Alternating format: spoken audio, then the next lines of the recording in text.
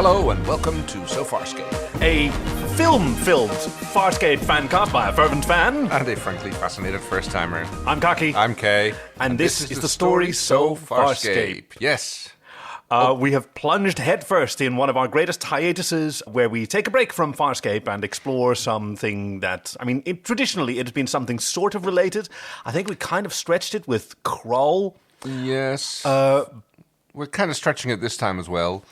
I know, but in a different direction, because we realized, hey, there's films with the actors that we like in them. How about we do one of those? So this time we're watching Pitch Black. Pitch Black. With Claudia Yeah, Black. No relation. Okay, yes. Great joke. Okay. Yeah, I think we mentioned this was the film that she was filming in Australia at the time that she was cast for Farscape. I think they even... That doesn't quite make sense, I believe. It doesn't quite add up because... How so? Unless it was released much later than it was filmed. There was an overlap between finishing Pitch Black and starting Farscape, and there were some complications, and the producers had to liaise, and I almost didn't get the job. Famed for many reasons, among others like the introduction of Vin Diesel to the action-loving audience. I think in the same year he also appeared in Boiler Room, where he keeps his shirt on, a very good film that shows off his acting chops. He keeps his shirt on in this film as well. But it's top, I know that it's a black tank, which is the next connection to So Farscape, because we canonically approve profoundly of black tank tops. So I didn't realize going into this that this was. Is this like the first part of the? I've seen the Chronicles of Riddick, I think, but I had no idea that this was actually involved with Riddick as well. So I was a little bit surprised by that. So originally it was going to be a standalone film. Here's the synopsis, by the way. For Pitch Black, a spaceship full of passengers find themselves stranded on a planet inhabited by nocturnal monsters during an eclipse, and the only person they can rely on is a dangerous criminal named Riddick. And there would be 2 further films featuring this character. And this whole sort of production epic is really kind of impressive, because originally Riddick was going to die. Yeah, and the lead character Carolyn would survive, but over the course of the production, David Twohy and Vin Diesel became rather intrigued with this character Riddick. Like he's very cool and iconic, and they also thought it would be interesting to subvert the final girl trope. Right, because it's a horror film, right? It's a straight up horror, which traditionally, like, the final girl survives. But in this case, they felt it would be actually a lot more interesting for the character's arc for her to die and for Riddick to survive and then go on to do some... And then in the interim, after the production of this film, David Twohy and Vin Diesel stayed in touch, and it turns out they were both super into D&D, and they were both huge nerds. And then they had some fun, like, how can we expand this world into something much, much wilder than the... Are you talking about this specific world or the universe? The universe that they occupy. How can we stay true to what was established in Pitch Black? Pitch Black! While just going wild with backstory and expanding the universe and making it much... there's quite a few hooks for backstory in the just in the dialogue between the characters. But if you've seen Chronicles of Riddick first, which is D&D in space, it's got necromongers. Years ago, I barely remember anything of it. Just Vin Diesel looking cool. That's pretty much all I remember from Chronicles of Riddick. Okay, and big curved pointy knives. There certainly are a lot of that, but so is Keith David, who played the big pointy curvy knife. No, he's the Imam. He's the holy man that appears in this film as well. Some hoodoo holy man, probably on his way to New Mecca. Is he actually a holy man? I know that Riddick calls him holy man all the time, but Imam I know we kind of don't use the term correctly in the Netherlands. How do you mean? So as far as I understand it, like as it's applied over here, it's often meant to be like the same as a pastor or a priest, when in fact it's just the person leading the congregation in prayer. Oh, I didn't know that. I might be wrong. Please let me know if I'm wrong on this. But as far as I understand, there's always an imam, and he's the person who's leading the congregation in prayer, whether or not that is the person who is running the mosque, whatever. Okay. So I guess it's like, I know the word cantor from Judaism, means singer, so it's the person who performs the liturgy. Interesting. Well, I mean, I guess they have, on the one hand, a lot of freedom, because the religion that's depicted in here, in the script, it was called Chrislam, which is some... Okay. Like, in Dune, they had Zen Sunni. It was this sort of futuristic blending of two Abrahamic religions. But seems unlikely, but, I mean, generally speaking, religions tend to schism and not to congregate, but, that's... Oh, but yes, but sometimes those schisms are themselves fusions of others, right? I think that was the idea of the Zen Sunni. This may be a very small sect. Okay, I'll buy that. I went on Reddit, which I normally don't do very often, to look for Muslim perspectives on this film, because there is an extraordinary amount of representation of sort of religious faith in general and Islam in specific in this film, which is extremely unusual for a science fiction film. So, okay, were there any interesting takes, or shall we be getting those later on? Oh, I mean, Keith David is an American actor, but he did a very good job with the limited Arabic that he speaks. Yes. They are saying God is great. Allahu Akbar, yes. There's a moment of a call to prayer, not the prayer itself, where what are they called? The pilgrims gather in a circle and face the sky as they do the call to prayer.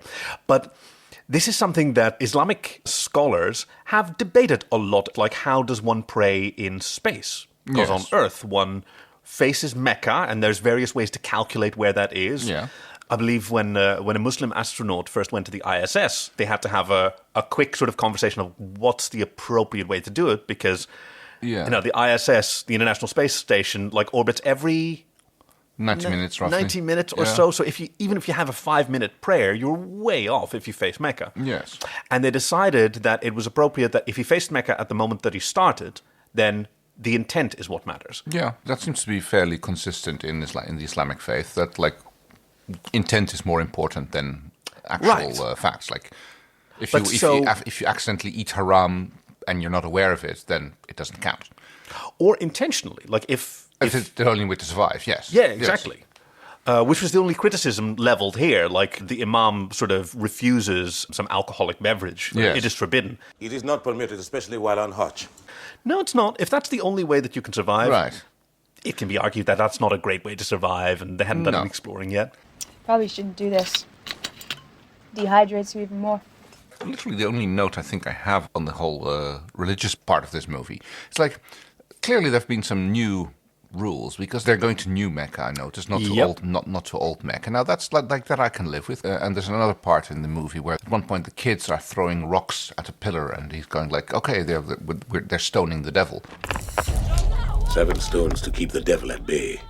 Which is part of one of the Hajj rituals. So it's interesting to me how Islam is pretty relaxed about renewing things. Like, so they had the traditional pillars, and those pillars have been torn down and rebuilt, and they kind of care because they are still the same pillars.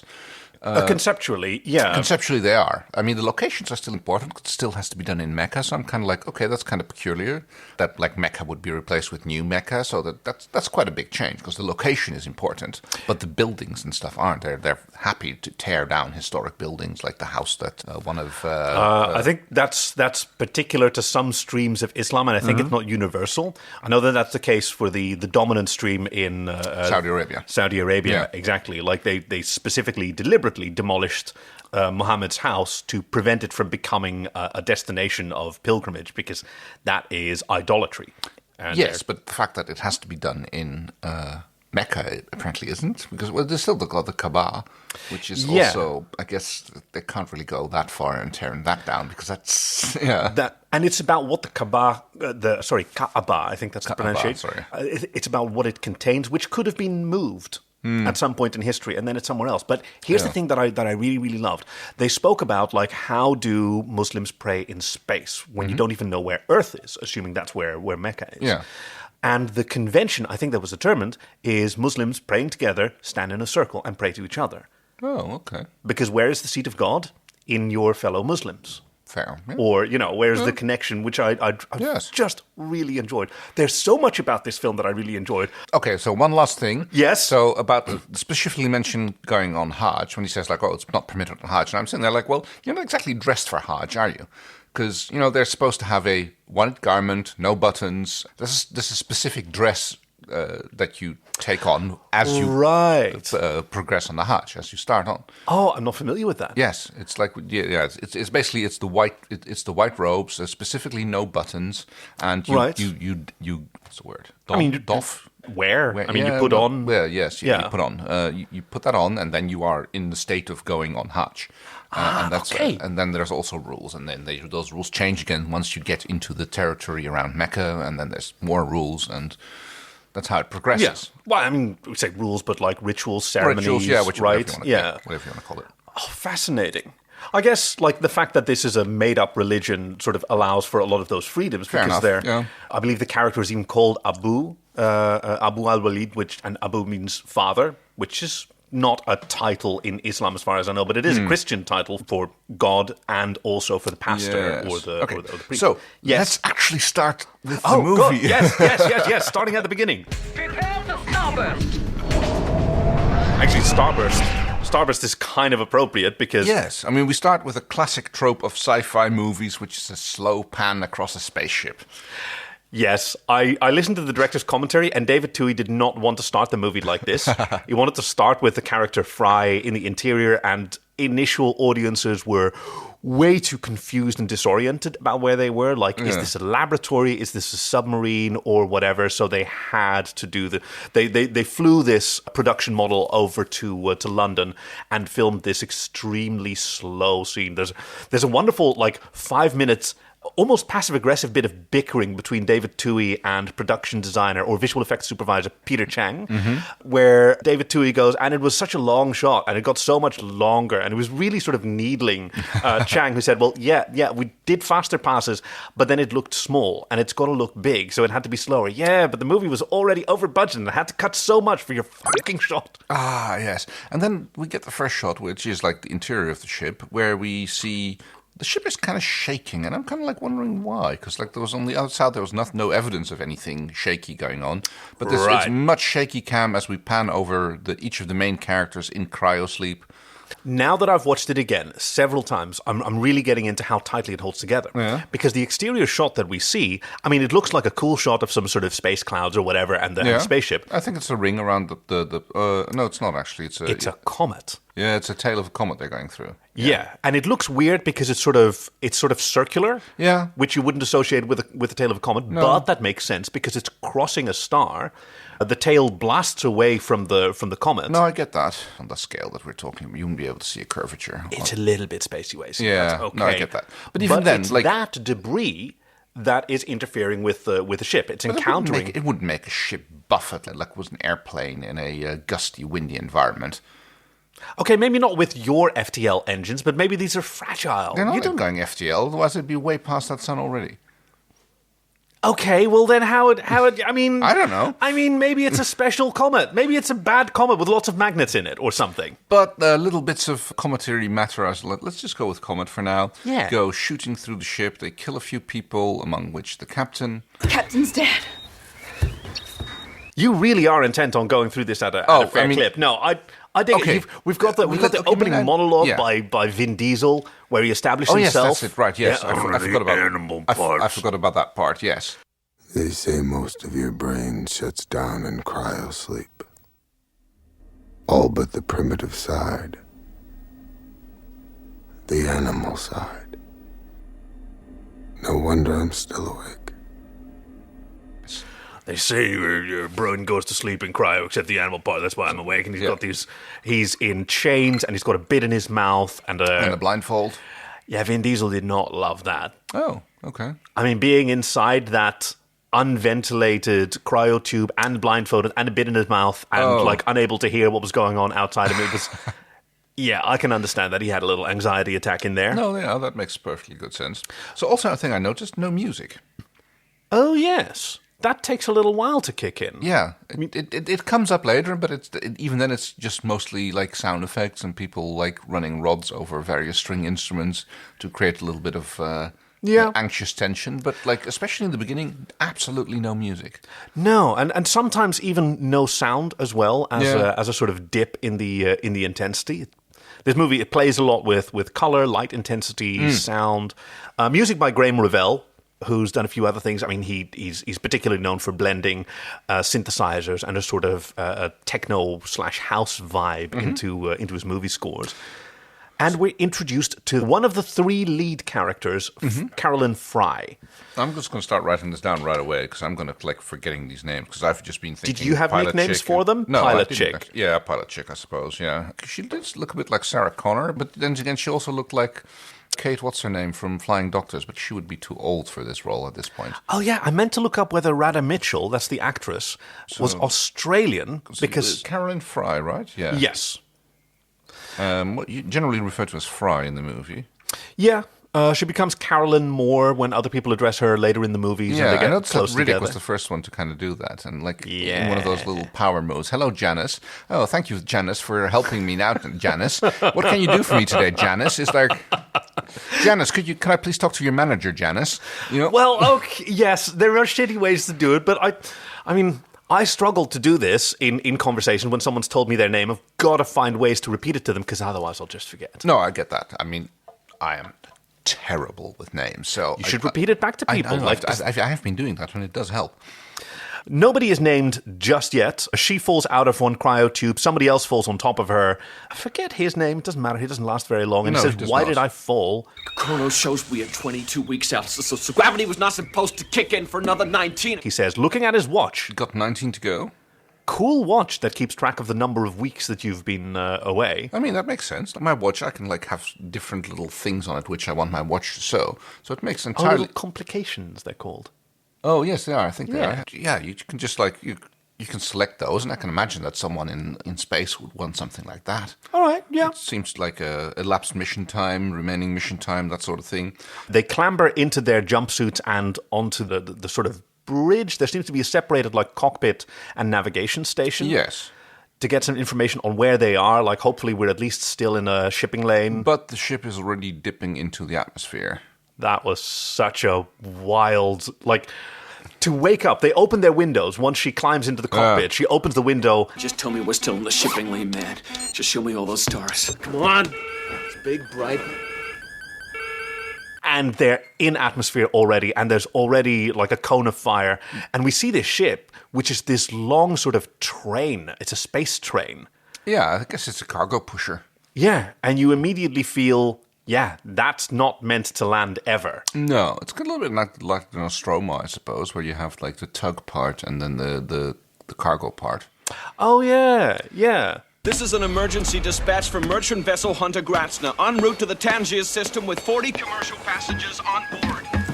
Bits are already coming off. The second-in-command guy is trying to send a distress signal, which, I mean, to me, it keys like it was coming through until we get a shot where a few little pointy bits get ripped off the outside of the ship, and then he's like, okay, that was the end of transmission. Yep. Not having any more of those. Those antennas were on the front and they melt off. It's so cool. Fry starts jettisoning parts of the ship.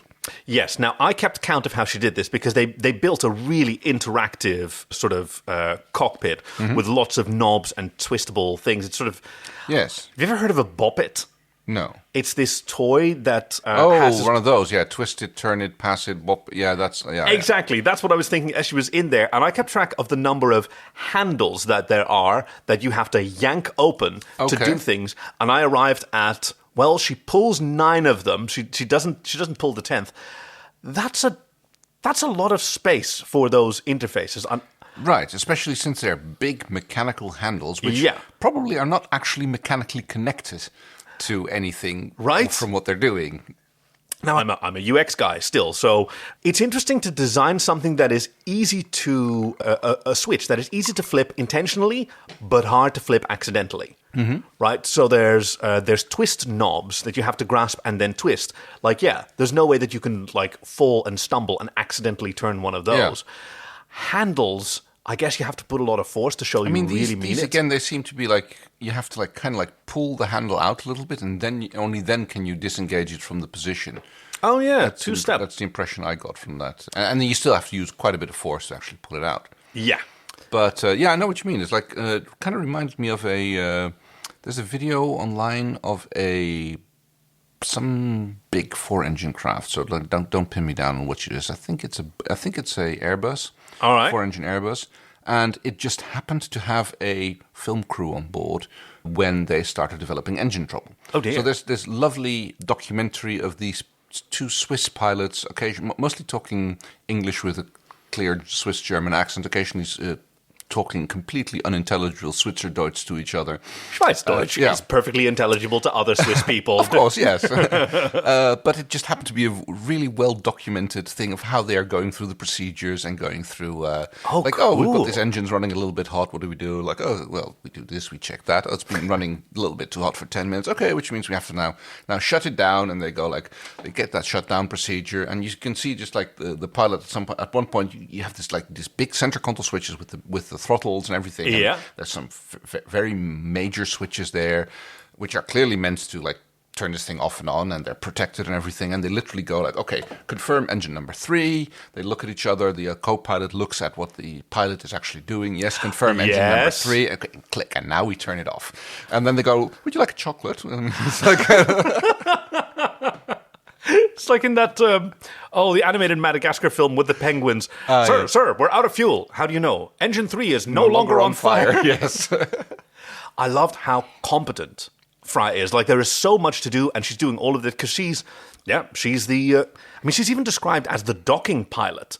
Like, that's her only job, and yet she's also fully rated to do an emergency landing. Because one of their problems is, as soon as she puts on the flaps out the air brakes, one of them breaks. Yeah.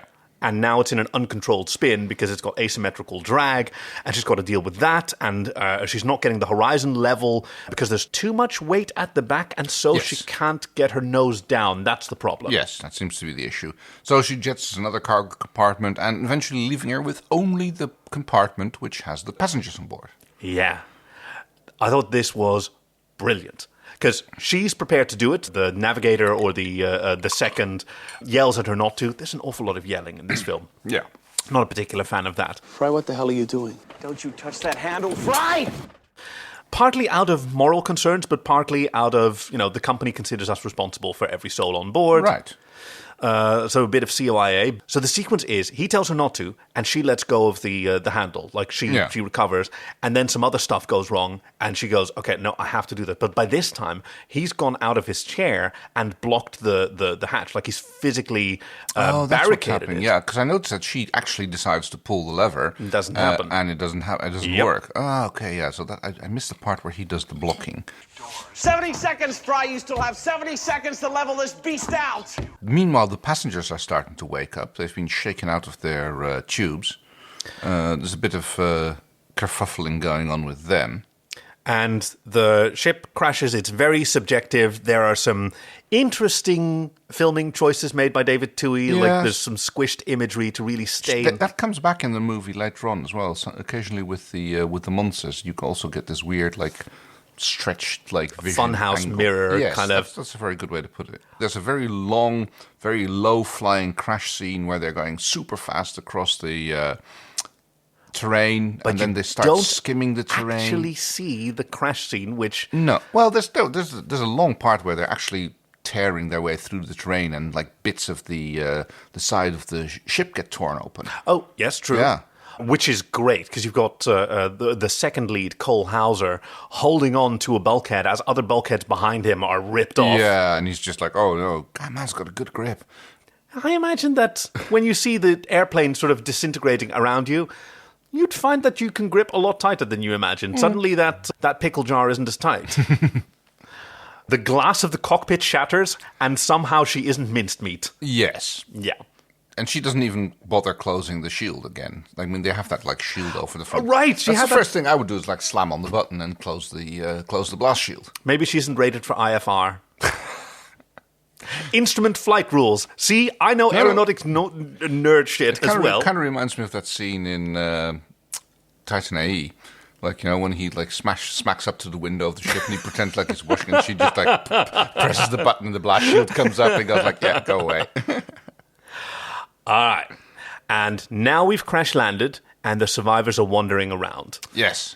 The two, to me, least interesting survivors are Johns. He's what seems to be a police officer. Right, yes. transporting the prisoner Riddick. Now, I say least interesting because we're not here because Vin Diesel is cool or Riddick is cool. I mean, Riddick is, to me, just another sexy, grunting killer man who kills sexily and sex grunts through his grief. That's literally how I've described, like, The Witcher, several other film properties. We've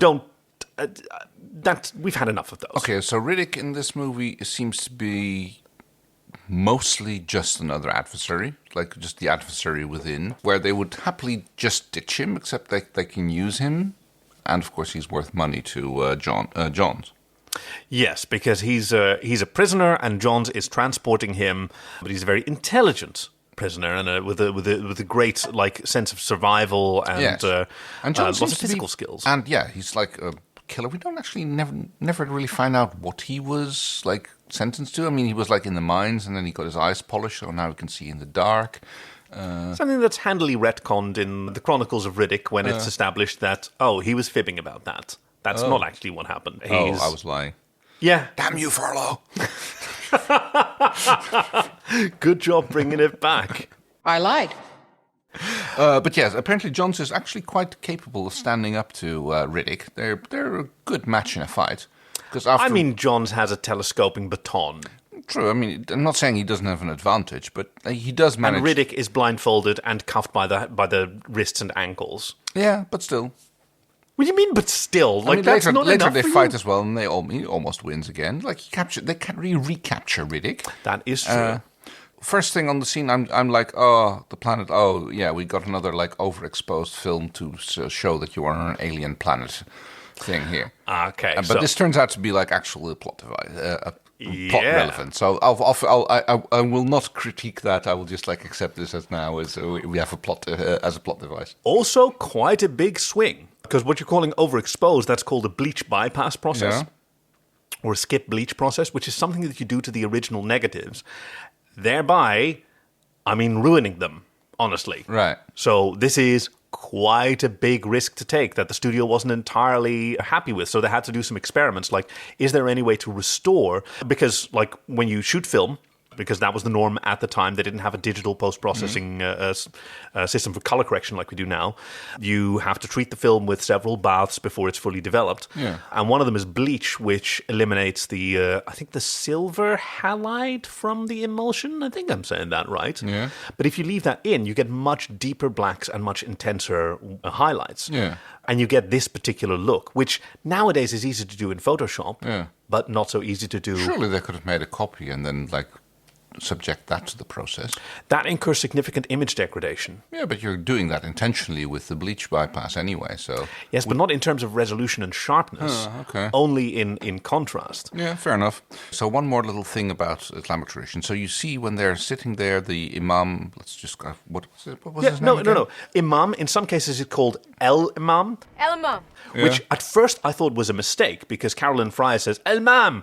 And I thought, she just read the script and she thought a capital I was a lowercase l and she's saying El-Imam. But that's not the case. It was actually instructed like it's El-Imam because it's the Imam. Right. Okay. Definite article. So he's you can see them washing his hands in sand. So that's another one of those ritualistic things which is acceptable. If you don't you perform a purification before you pray, and you're normally supposed to do that with water. But if water is not available, you can use sand. It's it's where the intent is more important than the actual.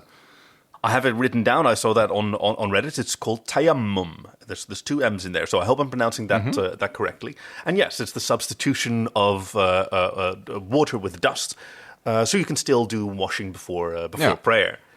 Cool that you noticed that. And we're also, much more importantly, introduced finally to Claudia Black, the whole reason that we're watching this film. I thought Claudia really delivered her lines well. Claudia Black plays Shazza. This is Claudia Black. Claudia Black has a popular TV show, Farscape, which is shot in Australia, also seen here in the States. Pretty popular down there. Thanks very much. Yeah. Thanks. Pretty popular here, actually. No, really, thanks awfully. Bloody hell. Who plays a character, did you catch her name? I did not. Shazza, which is such an Aussie nickname. Shazza. She and her buddy Zeke are described by... Zeke is the antique dealer? No, Zeke is the... I mean, he looks Aborigine to me. Oh, him, yes. Yeah, and he's her mate. The antiques dealer that we're also introduced to, who wears glasses, is called Paris. Paris P. Ogilvie. Antiquities dealer. Entrepreneur. Who was supposed to die in France. Yes, not so much. So at least we know that Earth still exists. It's not new France. It's just actual good France. Point, yes. But yeah, this is Claudia Black, who took this role because she wanted to be in a big budget movie and sort of earn her spurs as an actress. Yeah. It's a nice big production, this, out in the middle of, I think it's Central Australia or South Australia. Oh, I'm not entirely sure. Somewhere. They got plenty of this in Australia. This is a specific one called Coober Pedy, is the place. Oh, that's actually where they filmed Flying Doctors, I think, in that area. No way. Yeah, Coober Pedy is a town. It's a town. Yeah. Wait, that's actually from Flying Doctors? Yes.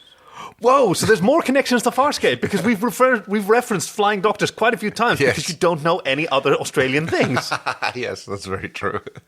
No, Coober Pedy is really interesting. Like, Mad Max was filmed there, and this film, and I think a few other things. But other than that, like the director described, Coober Pedy is just wild. You've got 180 degrees of fucking nothing. Yeah. This town, it's an opal mining town. Uh-huh. So if you look at Google Maps, you see opal this, opal that, a giant opal mine, and this spaceship, which is still there. Oh, nice. Yep.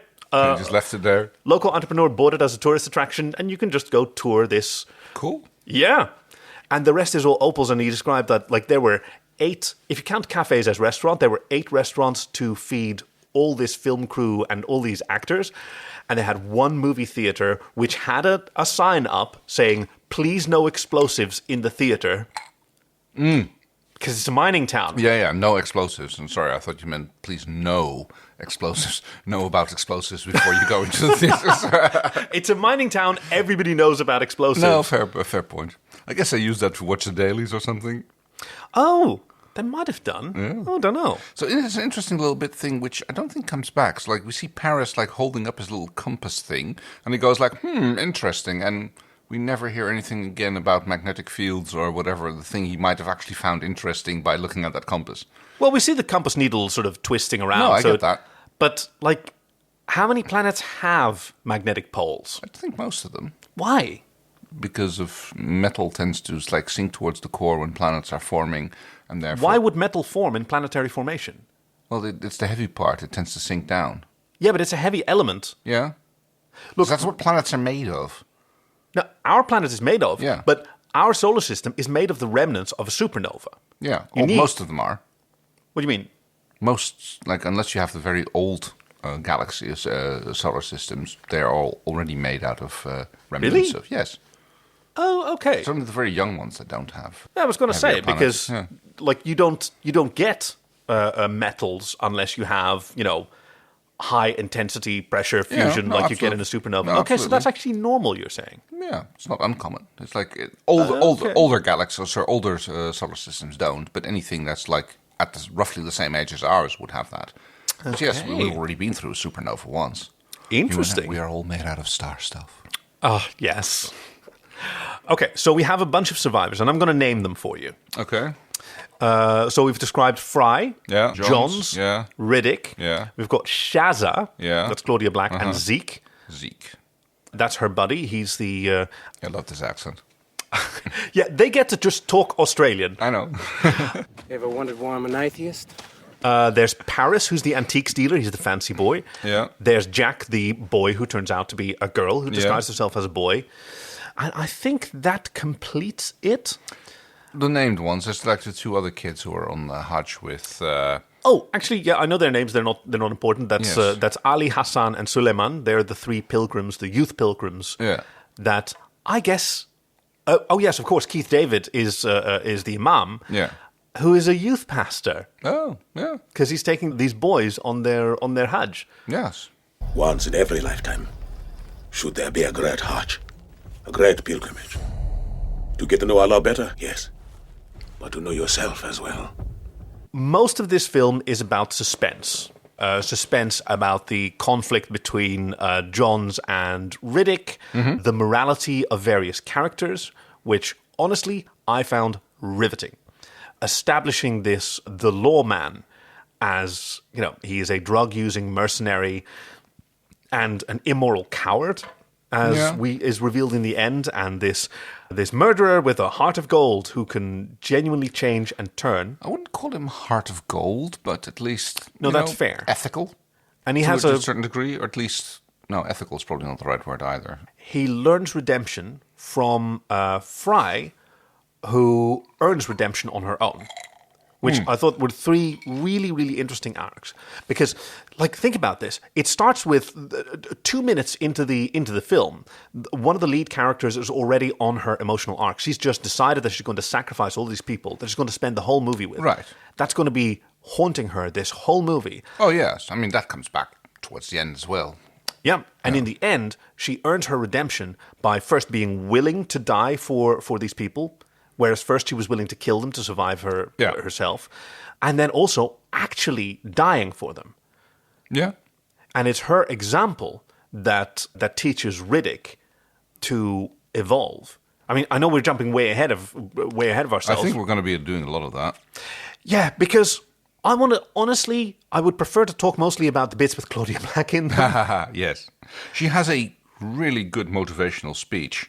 I can't remember what it is exactly she says, but she is the voice of reason. Yeah. Even so Imam is the sort of peacekeeper, but she's the voice of actual reason of regular people there. Anytime you see her, she's got like a welding torch, or she's putting something together. Yeah. Riddick even described her like smell of a woman, smells like boots, sweat, tool belt. Right, she's a prospector, she's a doer. I, for one, am thoroughly grateful. This beast wasn't made to land like this, but I think he did well. Actually, the only reason we're alive is because of her.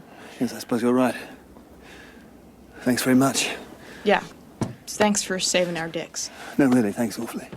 Everybody's bitching. I'm like, oh, you crashed us. No, she saved us. Yeah. We would have been dead if it wasn't without her. Yeah. Yeah. She landed a bus. How do you land a bus? Yes. Lots of parallels between this and a Doctor Who television film adventure. It's not The Waters of Mars. It's maybe The Impossible Planet. Is that it? Where a literal bus arrives on a planet with complicated life forms. Oh, yes, that's the other thing that I want to talk about, these life forms that they'll encounter. Mm-hmm. But we'll start with, Riddick escapes. There's some problems there, yada, yada, yada. Their priorities are first to breathe, because it's a low oxygen planet. And it's Shazza and Zeke who figure out solutions. They give everyone some oxygen bottles and tubes. Bottles with regulators, and the rest of the movie, everybody's vaping the entire time. I didn't notice they have this cool little sound effect that they were using. Anytime they take a toot on their O2. There was talk of a scouting party looking for other people, but then we saw this. One long stretch of crashed ship and... Practical effect, that. Oh, I mean, I guess I just had to run some bulldozers through this. Exactly. Yeah. Turns out that running 2 bulldozers for 2 hours was cheaper than CGI. Go fig. And fortunately, finally, on this blistering planet with no water so far, finally the sun sets and the next one rises. And everybody's like, well, bugger that. Yeah. To my mind, not the best special effects here, because we have a very bright sky that somehow darkens as it approaches the sun. We see it has 3 suns. Yes. 3 suns? Bloody hell. A red and a yellow one that are clustered close together, and a blue one. Yes. Which, in the commentary track, people keep referring to the blue one as the cool one. In physics, that's not how it works. Blue is a way hotter color. Yes. Because higher energy. Yes, exactly. Black body radiation, objects of a certain temperature emit light of a certain frequency, and the higher the... But after this, it is played as the blue one is the night sun.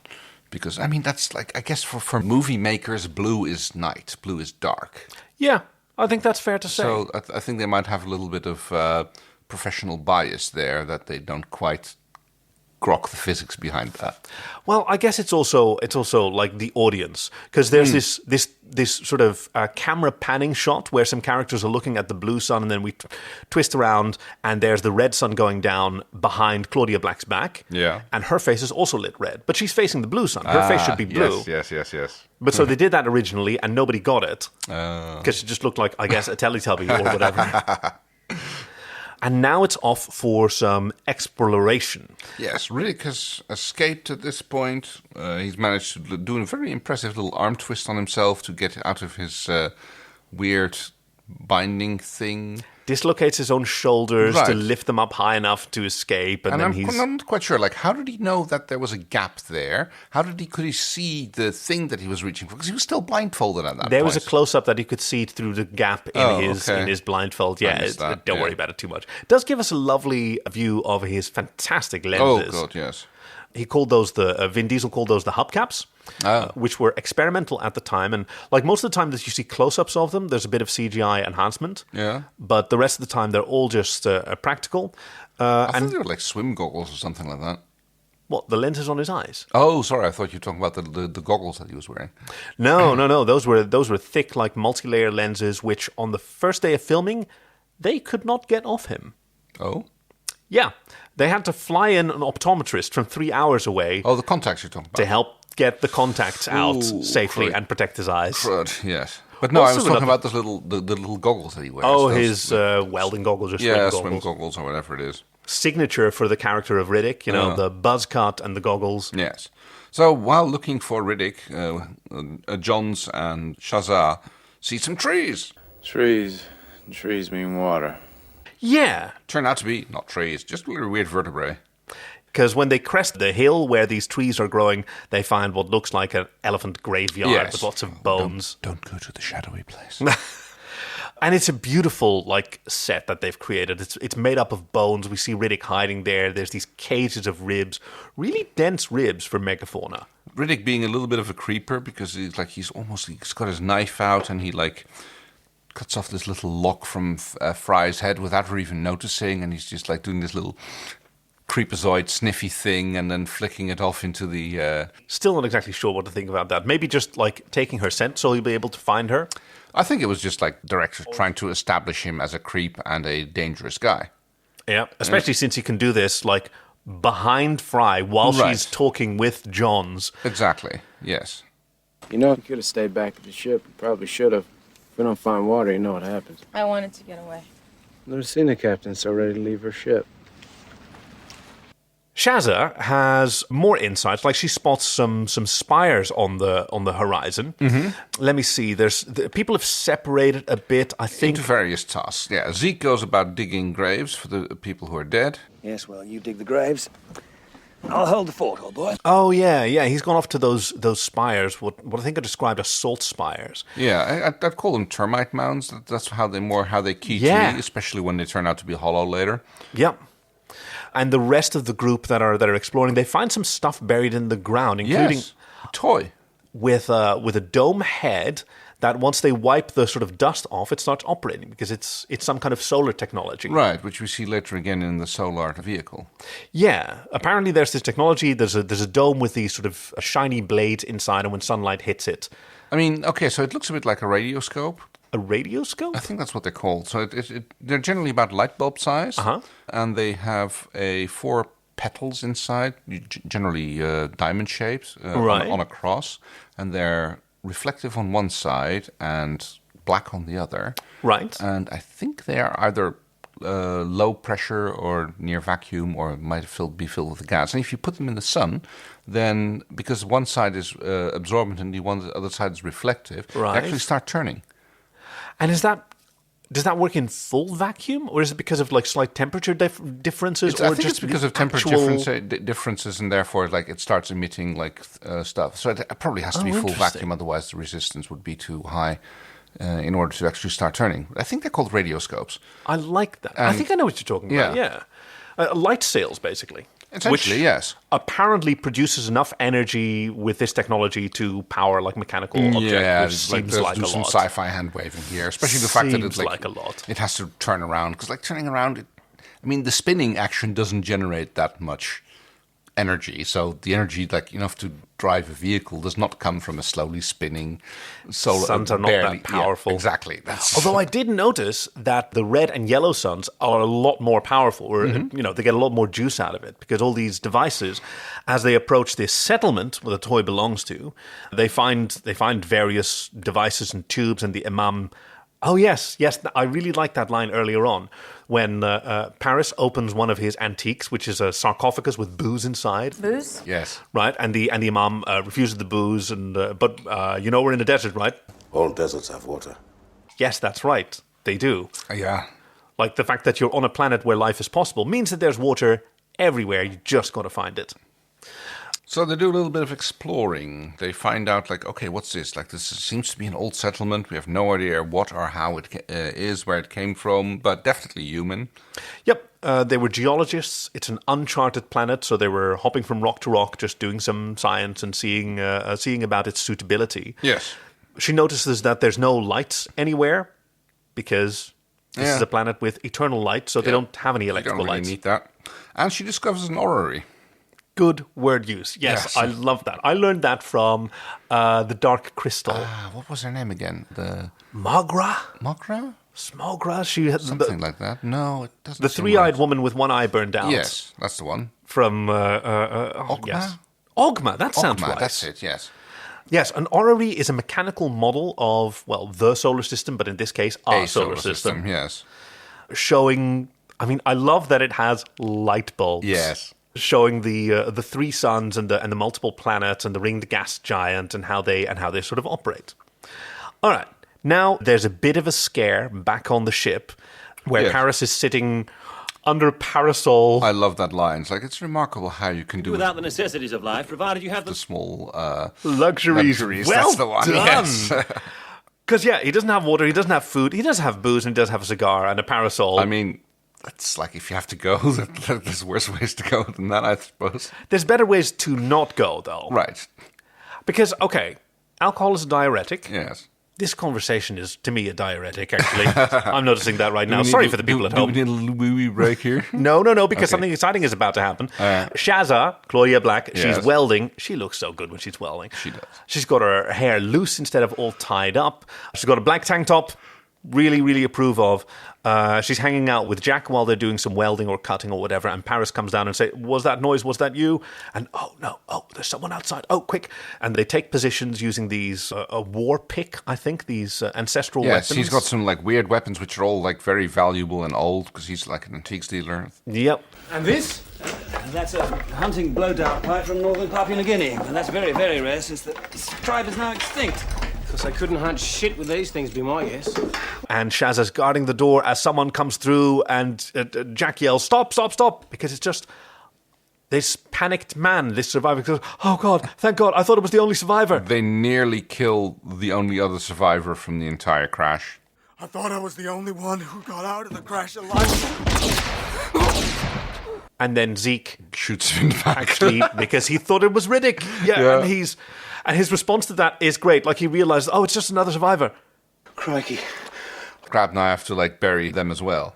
Which leads us... Yes, because he finds this tarp-covered hole. Oh, convenient, there's a hole already. I thought he made that, I thought that was the hole that he'd been digging at. Oh, that's possible, And he noticed that, the one corner's come down, and when he jumps back in, hey, there's a hole. There's a hole in my hole. Okay, now I think we can accelerate a bit. Okay. Because... beat by beat, we're going through this movie forever, and it's a movie based on suspense, and you have seen it at home, haven't you?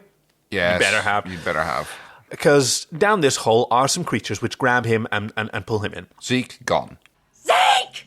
Scratch Zeke. But no body to be found, and so when Shazza gets there and sees all the blood, she thinks Riddick done it. Yes. What did you do to Zeke? What did you do to him? Shazza! Just kill him. Just somebody goddamn kill him before he gets...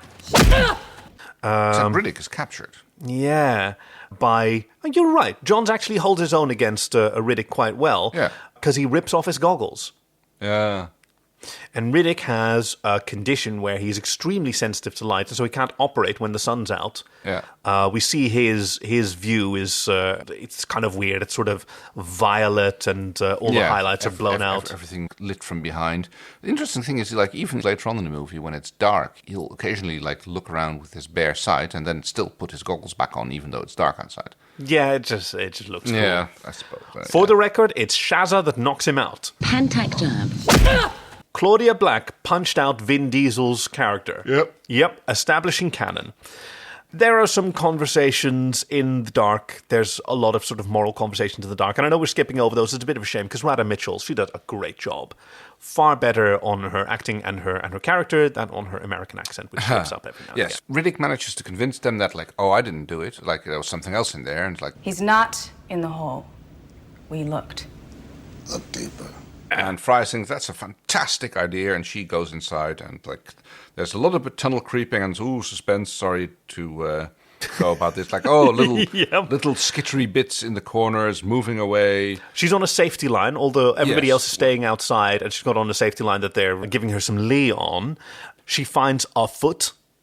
Yep. A severed foot, so that's what happened to Zeke, and we see these sort of creatures skitting around behind her. Yes, I'm just like, okay, what's going on here? What is this? What kind of creatures are they? And like, they can't be insects, because this is a low oxygen environment, so insects cannot be this big, so it has to be some sort of other... Right, okay, yeah. Yeah. I mean, on Earth, anyway, because... They have to be lung breathers, basically, yeah. I know, yeah. I mean, here we have arthropods who breathe through their skin, so they just don't scale very well, because as you get bigger, your oxygen requirements scale at a cubic function, whereas your oxygen intake scales in a square function. So lots of screaming, lots of like, oh no, I'm being assaulted by like strange creatures in the dark. She ends up climbing through one of the termite mound thingies, and this is where the safety line starts becoming a bit of a hindrance. I know, because she can't get out, because it's too tight. Oh, hoisted by your own petard, and apparently no ability to sort of reach down and unclip it. No, I mean, you'd think that you'd have like one of those like seatbelt cutters that you can like use to... She needs her arms to climb, though. Yeah. She'd just get dragged back a few times. Even when she's like final to safety, then suddenly the line gets yanked back again. She gets like smacked back into the termite mound until someone finally manages to cut the line. Because they did come and find her, and they smashed through the salt pillar to go and get her. Jack, the young boy at this point, is very proud of that. I heard you, Fry. I heard you. But yeah, so there are creatures down there, and now I'd like to talk about these creatures. Okay. So that we can speed through the rest of the film. Because I think that these are fascinating. A lot has been said about them. We see 3 beings, and I think in the course of this film, we see these sort of bat-like... the tiny little ones that we see first. Yeah. Yep. We see much larger versions with bone heads, sort of more dragon-like, that don't swarm so much. And we see these glowworms. And in the script, these are 3 stages of the same creature. Ah, okay. Interesting. Especially because the little sort of larval stages glow, and the animals are shown to be cannibalistic. You know, the adults attack each other. Right, so I guess that's the way to protect them from the adults, because the adults can't stand the light. So the young ones are, glowing glowworms. Because I've long wondered, like, why do insects metamorphose? They have a larval stage, then they pupate, and then they go into an adult stage. And as it was explained to me, it's so that you can have a lot more individuals that don't compete with each other. Because the larval stage doesn't compete with the adult stage for food. Right, yeah. They're not concerned with reproduction. Yeah. In fact, like some butterflies, the adult stage doesn't have a mouth, because it's just not interested in food. It's just meant to like find a mate, breed, and die. Exactly. Yeah. So here you have 3 stages, each of which apparently occupy a different ecological niche without competing with each other. Yes. So about the mature stage, that's called. I assume the big ones are the mature stage. Yes. The design, I love the design. They kind of look like a cross between hammerhead sharks and the aliens from Starship Troopers. Like, you know, and I know there's a lot of similarities in the design between those. It's, unsurprising, it's Patrick Tatopoulos, the creature designer for both of them. Oh, okay, that makes sense then, yeah. But he designed the sort of axe shape to the head, and it was David Twohy who suggested the horizontal outriggers with the idea of this is a sonar-sensing creature, probably has benefits from more stereoscopy. Yeah.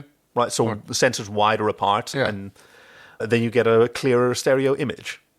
Now...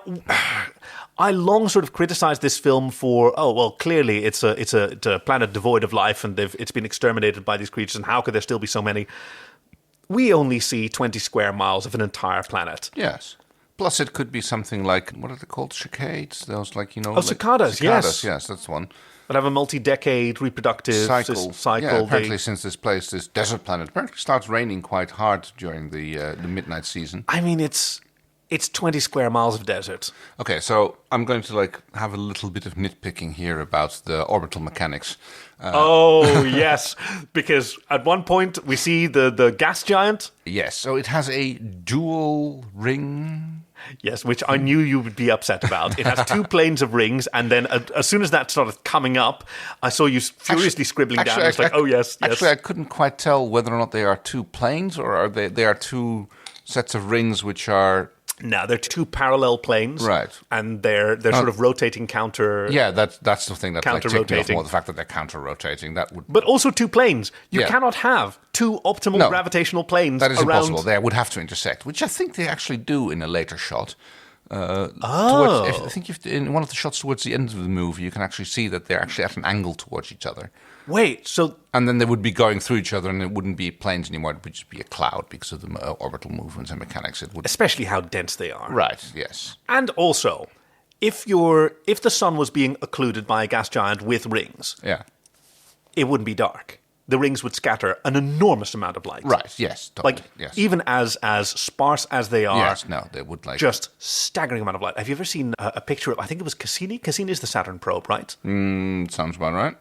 Took a photo of the dark side of Saturn. Yeah. With the sun on the other side. And it is gorgeous. The rings are alive with light. They're bright enough and diffuse enough to illuminate the edges of Saturn. Like, the whole thing is just hypnotic. Yes.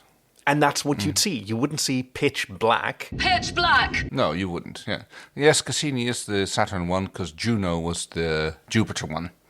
And I know that Juno was the Jupiter one. Yes, that's right, because all of Jupiter's moons are named after various lovers that Jupiter had. Juno was Jupiter's wife, so she was sent there to check up on Jupiter and his lovers. On her slut husband. Yes. And they say that astrophysicists don't have sense of humor. Okay, let's charge through the film because we've talked about actually most of the things that I find really interesting. Let me see. There's much more conversations with Riddick. Johns is revealed to be a mercenary. Oh, you didn't know that? Your Johns ain't a cop.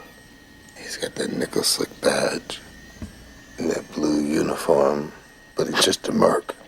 Yes, not a police officer. A drug addict and mercenary. Yeah. Because he's like injecting his eyeballs with morphine, which is like, that's not a really clever, well, I mean, whatever. Anestifene or whatever, which is something that he's denied. Oh, yes, remember that co-pilot or the navigator? Yes. He turned out to be alive after the crash. He had a big spike sticking through him, and he did not die in comfort. Fry really holds it against Johns that he didn't give him some of those drugs to have him die more comfortably. Yeah, with which she's right. But Johns actually turns it around, grabs her by the wrist, which is a horrible thing to do, but then uses that to put her hand on a scar on his back. Yeah. Which he says is from his first run-in with Riddick. Where he got shivved by Riddick. He went for the sweet spot and missed. And there's a chunk of the shiv still in there, pressing against his cord, and he can feel it. So I'll do my own pain management, thank you. So he's biting back, like his drug usage is pain management, which I kind of dig, as it makes the judgment much more complicated. It's just that you could have done something and you didn't.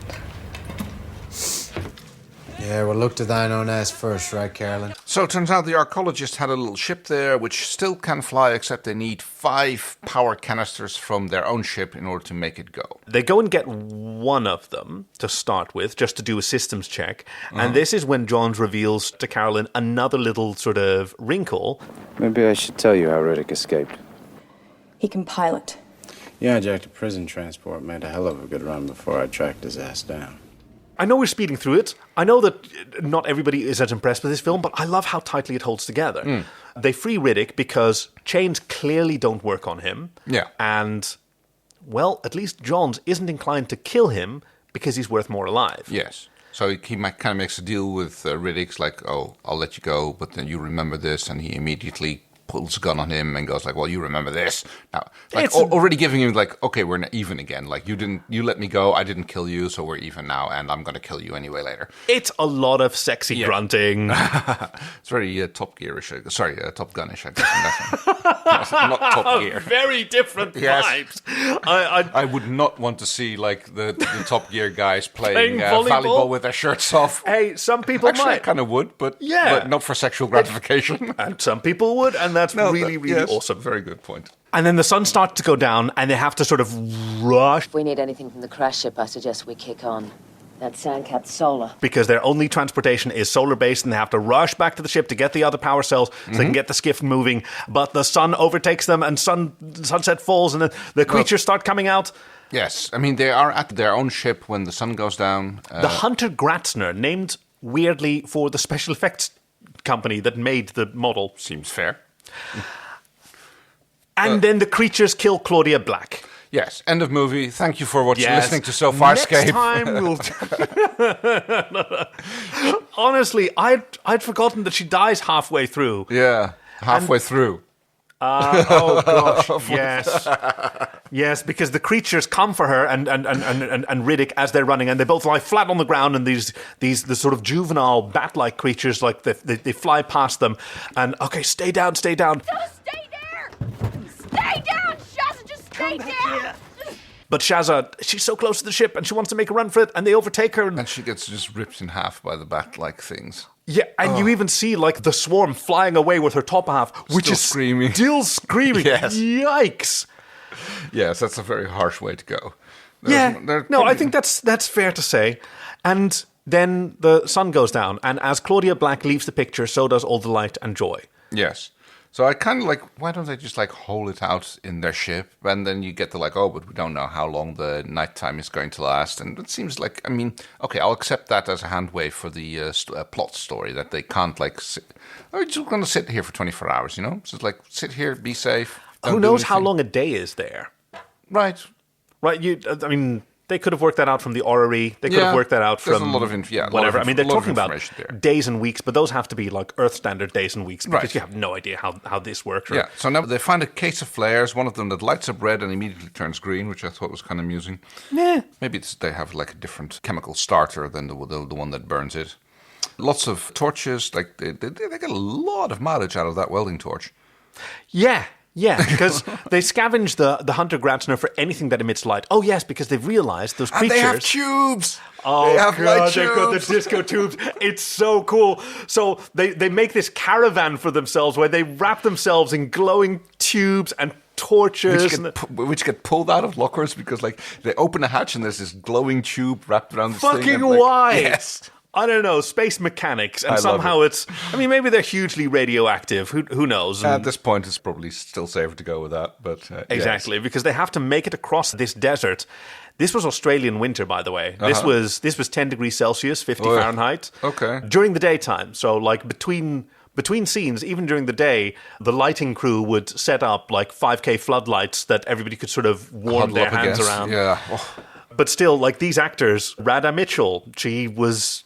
bare-armed and had a punch-up for wearing very low-cut. I noticed that there were a tops. few gratuitous boob shots, when especially when she was crawling into the tunnels. Yes, yeah, that was a little bit cheesy. On the director's commentary, David Twohy even goes like, "To all the 12-year-old boys in the audience, you're welcome."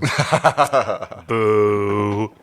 Yes, but those poor people, like, they had to be misted with water to simulate sweat, and they had to pant and take off and that makes them even colder, of course. Yep. Oh, so yes, we get a long series of shots where Riddick is pulling the sled along with the 5 canisters that they needed. So it turns out they need 90 jiggly watts, and each one of those canisters produces 20, so they need 5 of them.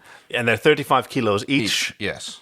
They've already got one, so that leaves 140 kilos that he's pulling. Yeah. Very impressive for that. Which is like not bad on a sled. It's probably quite easy to do.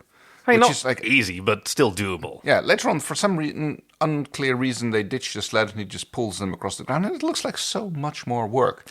And they're jangling all over the place. I know. Like, how are they not being damaged? Yeah, that's exactly my thing. It's like I would have left them on the sled because they're going to be easier. The weight of the sled, especially if it's like a thin sheet of metal, is going to easily offset the coefficient of friction that way if you have with irregularly shaped things that you're dragging over the ground. So that's...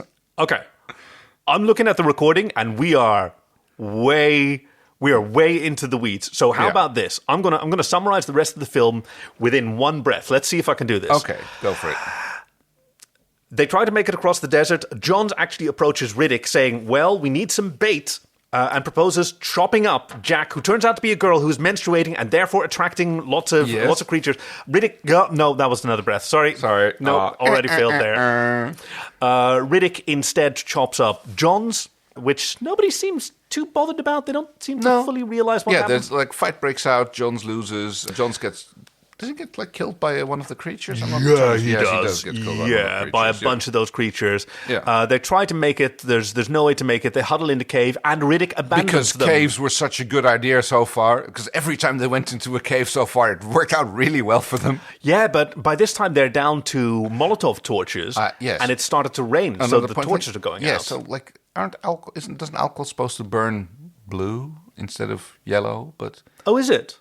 Speaking, I mean, that might just be like there might be enough soot in here, like because there's other things from burning. the wick. Yeah, but I mean, I know that like you've got these little alcohol burners which are sometimes used for wax sculpting and stuff like that, and they just they burners with an almost invisible flame.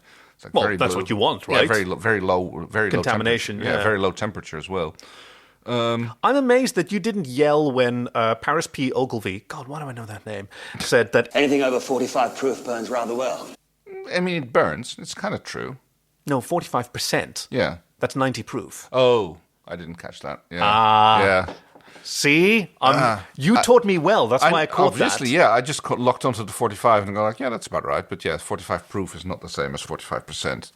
And Riddick is prepared to leave them all behind. Locks them in this cave that they're in, goes off with his power cells to the skiff. And I must have not paying attention for a bit because Fry apparently ends up with him. I did kind of miss that, like how Fry ended up with him at the ship. Okay, so there's two parts to it. How did she get out of the cave and how did she survive? Yeah. The first part's never really revealed. Other than maybe she pushed the stone blocking the entrance aside. Yeah. But once their last flickering flame goes out in this cave... the glowy bugs, the first stage of the, let's call them the larval stage of the critters here. Yeah. And they take their bottles and they put the glowy bugs in there. And now they've got glowing bottles. They they scrape the labels off. Yeah, to get more glowy. And so with this glowy light, she's able to safely traverse this creature-infested desert. Right. Also because she doesn't have Jack with her. Because, Also, why can't they provide the circumstances for Jack to just wash? Yes. Right, or change clothes with Jack, that. because menstruation does involve the issuance of blood for people who have that particular plumbing. Yes. Well, I mean, you're right. Like, what's the word? Vagina havers, or I guess uterus havers specifically. In this case, yes. I'm not speaking from a place of knowledge. What do I know? I don't know what the situation is. But so she makes it safely to Riddick, and here comes I think the only other really interesting part of this film, which to me is the culmination, because Riddick is suddenly he's into Fry because she has a strong survival instinct, which he appreciates in a woman. And she's trying to convince him, I promised the others I'd come back with more light, so come with me. And he says, nah. Instead, why don't you come with me? Mm. And she breaks down. And he becomes almost parental. Yeah, she's having the same issue she had at the beginning of the movie, where she was willing to cut away everybody else in order to save what's left of the ship, or at least herself. Yeah. And she's not willing to make that same choice anymore. And it's an enormous conflict and a fantastic performance by Radha Mitchell. And we stay on her while Riddick's walking around her, telling her everything she needs to hear. Take my hand. Come on. Come on. Look, no one's gonna blame you. Save yourself, Carolyn. Come on. Come on. That's it. That's it. And he even comes down to help her up the ramp and into the ship. Off we go. And she goes, no, not doing it. You listen to me! I am the captain of this ship, and I am not leaving anyone on this rock. She attacks him, which he easily rebuffs, but the sort of intensity of her insistence, she convinces him to go back. The both of them go back with more light to fetch the Imam and Jack. Yeah, there's a final dash across the darkness back to the ship.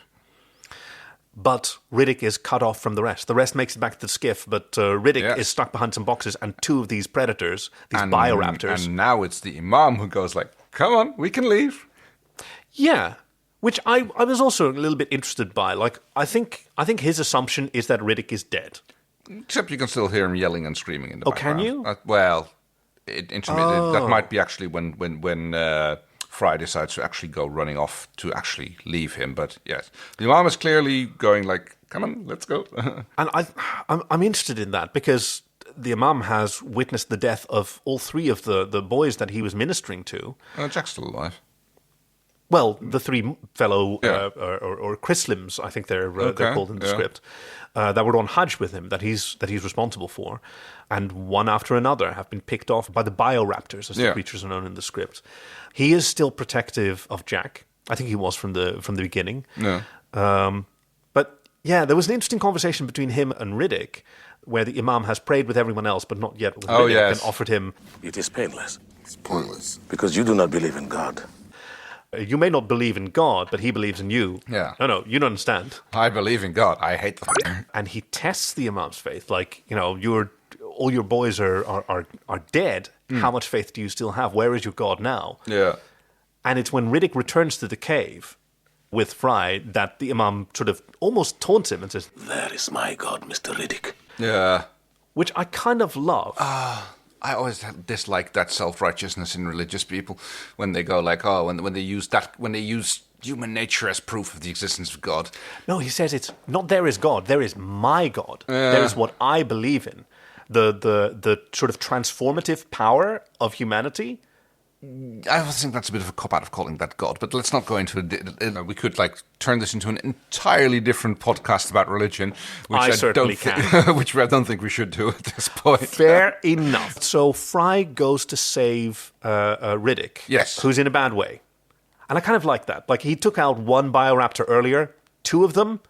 Not so easy. Except he manages to set them on each other, basically, by doing this little duck and weave thing in front of one of them, like messing with his sonar vision by staying in the sweet spot, which he really clearly doesn't.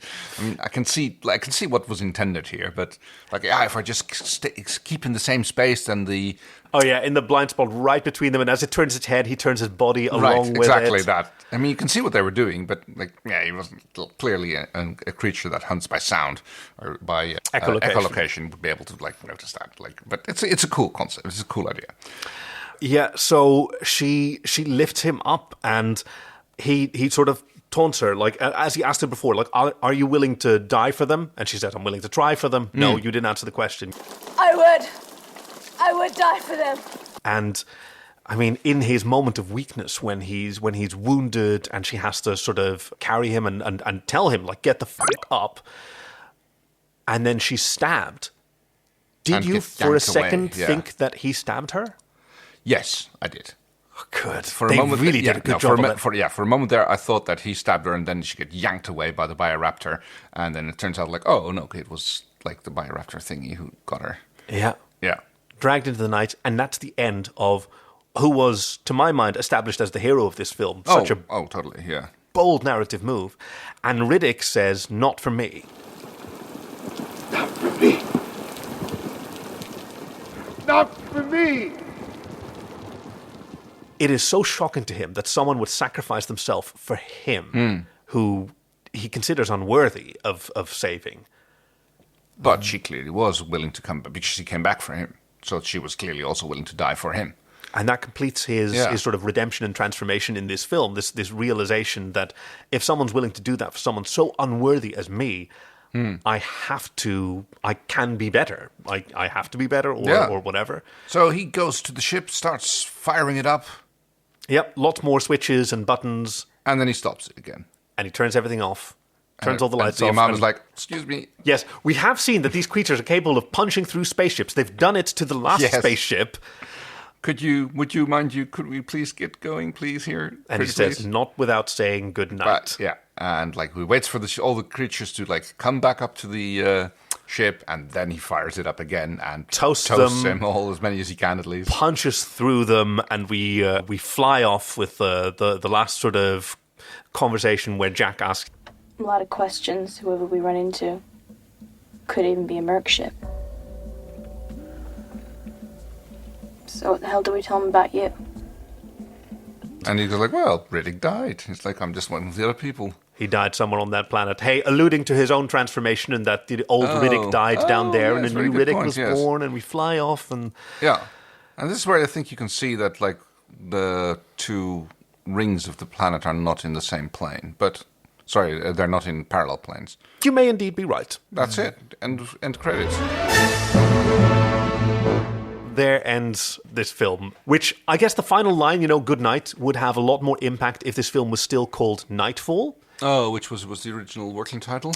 Yes, when the Wheat brothers, Ken and Jim Wheat, wrote it. Strangely enough, David Twohy contributed a draft to Alien 3, which had like 10 writers before it finally got made.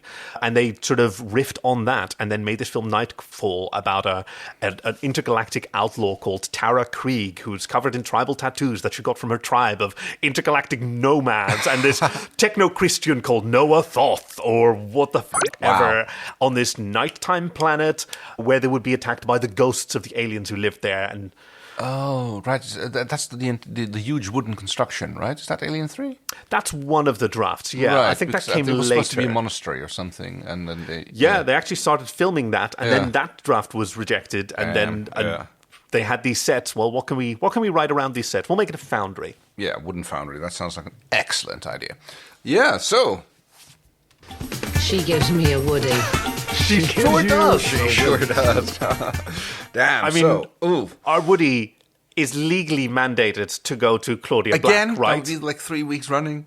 She can have as many... Whoa. Yeah, yes, you all heard that. Or you didn't, whatever you want to say. Whoopsie doodle, I'm very sorry. No, okay, fair. It's a shame she didn't get more speaking lines, but what she did fantastic. Like Zeke as well, I really liked that. Yeah, Zeke was a great guy. Other than that, let's see. We can sort of isolate the sort of bit. Did you like the bit in the light or the half of the movie that was in the dark?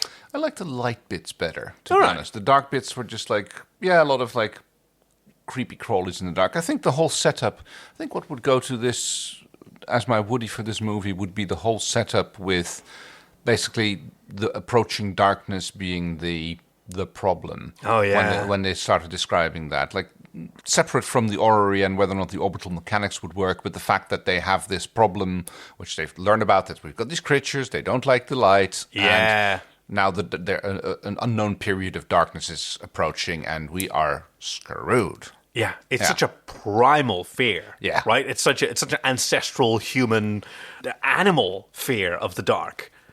For at least for diurnal creatures. For other creatures, it's a season of opportunity. And as, we've seen. And corollary to that, I would say the fact that like things change so much when we get the rain and like this desert planet suddenly starts.